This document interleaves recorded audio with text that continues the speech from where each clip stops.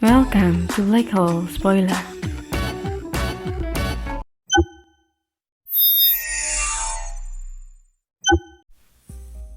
Bab 21 Gua Suci.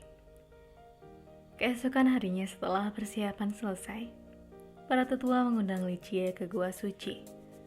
Yue secara pribadi menjadi pendamping Li Jie untuk membawanya ke lokasi terdalam dari gerbang 9 sen iblis.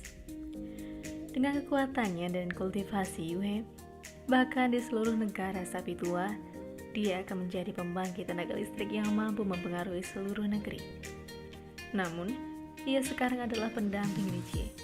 Tidak ada yang akan percaya ini jika bahkan rumor ini menyebar.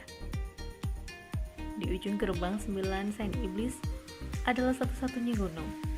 Dan di bawah gunung itu ada gua yang disegel. Tidak diketahui berapa lama gua itu telah disegel.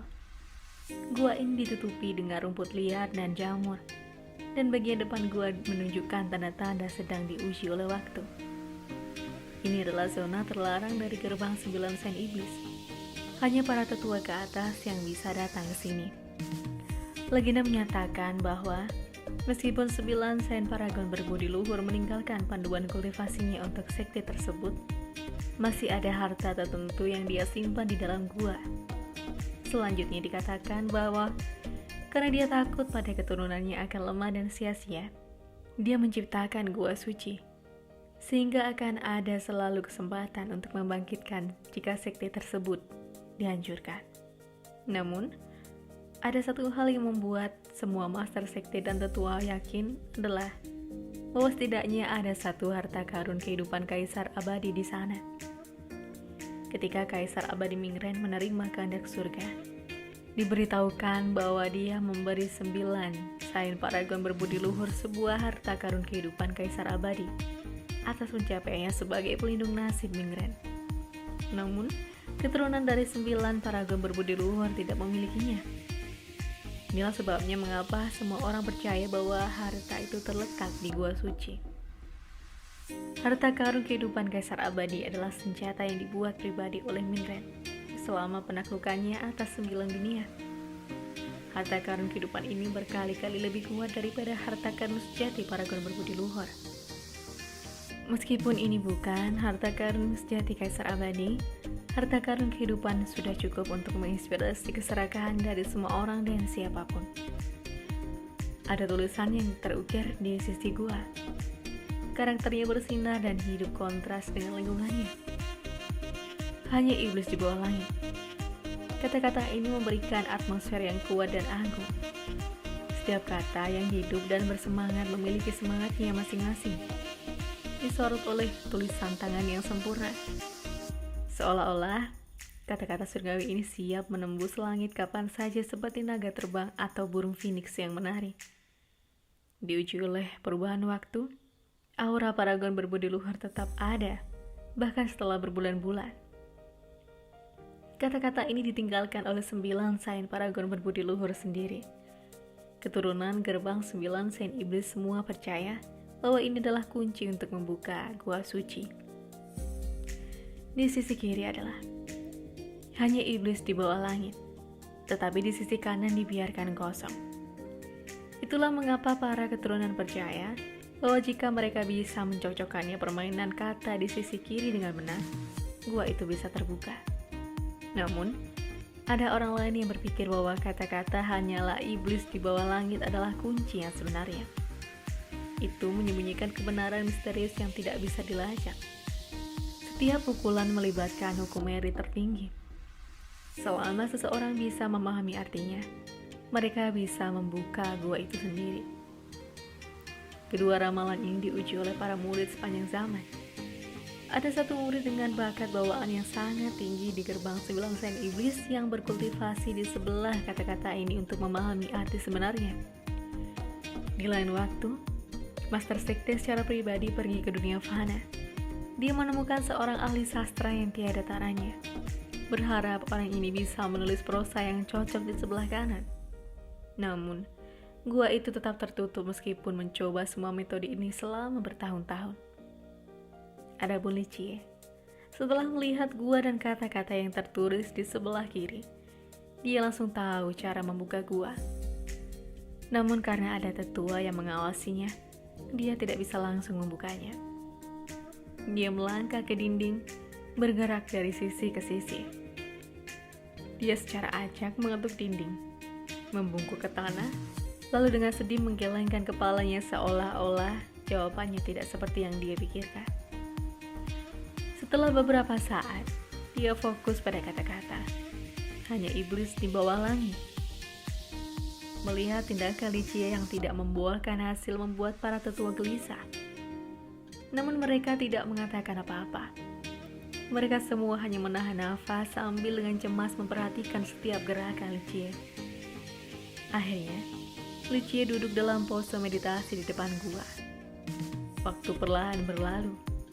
Dari pagi hingga siang, dari siang hingga terbenamnya matahari di barat. Matahari memerahkan langit, tapi Licia tetap tak bergerak. Licia bermeditasi sepanjang hari membuat para tetua kehilangan kesabaran. Seorang tetua berbicara pada dirinya sendiri. Apakah dia akan berhasil? Apakah iblis kecil ini hanya berpura-pura? Melihat bahwa tidak ada hubungan antara Licia dan gua, kepercayaan mereka padanya mulai goyah.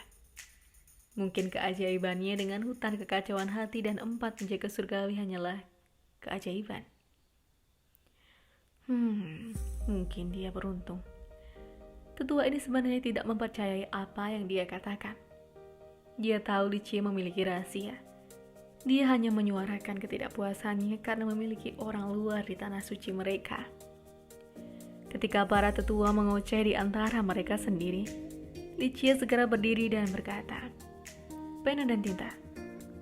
Setelah duduk di sini sepanjang hari, pantatnya kesakitan. Seorang tetua membawakannya pena kaligrafi dan sebotol tinta. Licia kemudian mulai bertindak secara misterius. Dia menggelengkan kepalanya dan meratap. Jadi begitulah. 9 sen paragon berbudi luhur memang tak terduga. Dia kemudian dengan hati-hati mencelupkan pena ke dalam tinta sambil memegang lengan bajunya dengan anggun dan mulai menulis di dinding kanan gua. Hanya ayam di atas bumi. Dia bukan ahli kaligrafi, jadi dia buru-buru menulis kata-kata ini.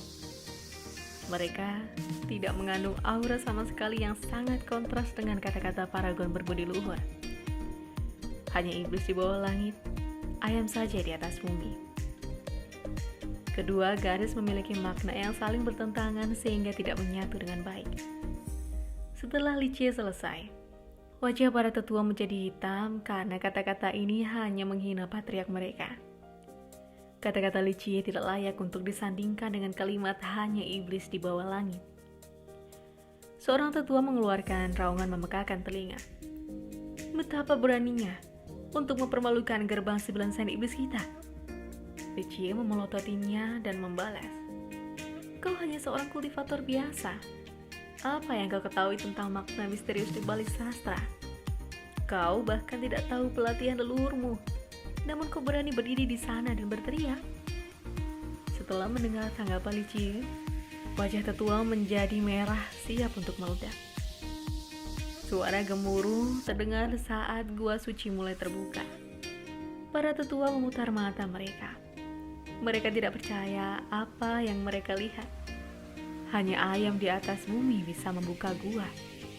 Bagaimana ini mungkin? Licia bertengger di bibirnya dan menjelaskan, "Karena patriarkmu adalah seekor ayam yang bisa mencapai puncak untuk menjadi iblis. Itulah mengapa aku menulis kata-kata itu."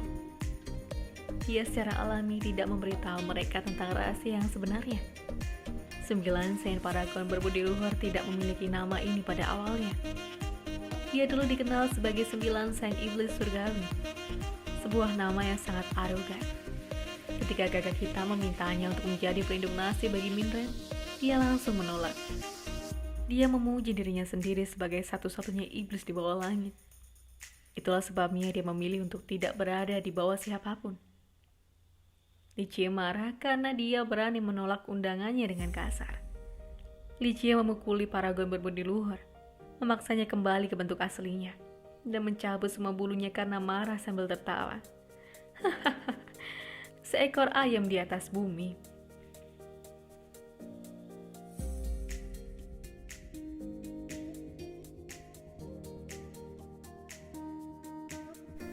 Sekian dulu untuk episode kali ini.